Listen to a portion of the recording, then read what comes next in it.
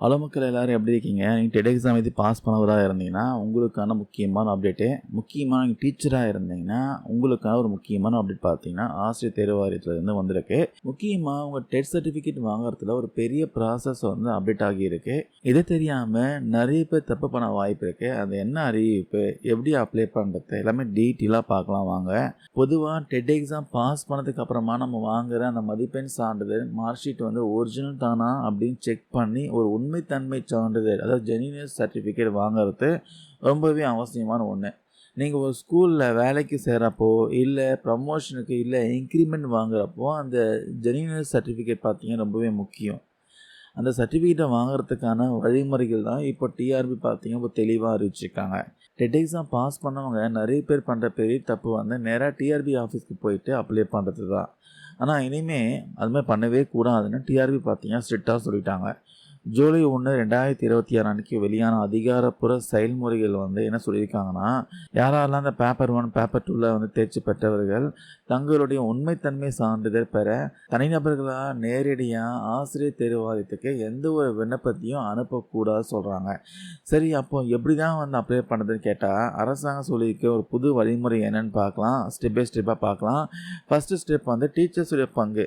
தகுதி பெற்ற ஆசிரியர்கள் வந்து தங்களுடைய மதிப்பெண் சான்றிதழ் நகல் மார்க் ஷீட் காப்பி வச்சு ஒரு கோரிக்கை விண்ணப்பத்தை ரெடி பண்ணி நீங்கள் இப்போது வேலை பார்த்துட்டு இருக்கிற பள்ளியோட தலைமை ஆசிரியர்கிட்ட மொத்தமாக கொடுக்கணும். ஸ்டெப் 2 வந்து தலைமை ஆசிரியரோட பங்கு.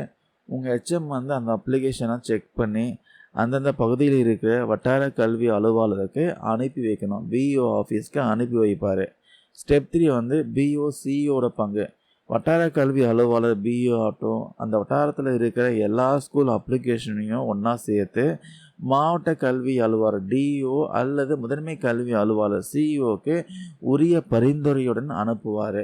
ஸ்டெப் 4 ஃபைனலாக என்ன பண்ணுவான்னா, இப்படி மாவட்ட அளவில் டிஸ்ட்ரிக்ட் லெவலில் ஒருங்கிணைக்கப்பட்ட அப்ளிகேஷன் மட்டும்தான் சிஇஓ மூலமாக ஆசிரியர் தேர்வு வாரியத்துக்கு போகணும். அதை பேஸ் பண்ணி மட்டும்தான் டிஆர்பி உண்மைத்தன்மை சான்றிதழ் வழங்கும் சொல்கிறாங்க. எதுக்காக எப்படி ஒரு ரூல் கொண்டு வந்திருக்காங்கன்னா, ஆயிரக்கணக்கான ஆசிரியர்களாக தனித்தனியாக லெட்டர் அனுப்புகிறப்போ அது டிஆர்பி ஆஃபீஸில் ஒரு பெரிய குழப்பத்தையும் காலதாமதத்தையும் ஏற்படுத்தி சொல்கிறாங்க.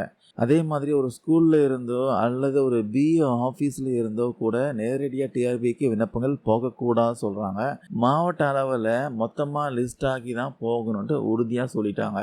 அதனால் இந்த சர்டிஃபிகேட் தேவைப்படக்கூடிய ஆசிரியர்களாக உடனடியாக உங்கள் ஸ்கூல் ஹெச்எம்ஐ கான்டாக்ட் பண்ணி தேவையான டாக்குமெண்ட்ஸ் சப்மிட் பண்ணிவிடுங்க. ஸோ மக்கள் டெட் எக்ஸாமில் பாஸ் பண்ணவங்க இனிமேல் நேரடியாக டிஆர்பி ஆஃபீஸ்க்கு அலைய வேணாம், உங்கள் ஸ்கூல் வழியாக ஈஸியாக அப்ளை பண்ணிக்கலாம்.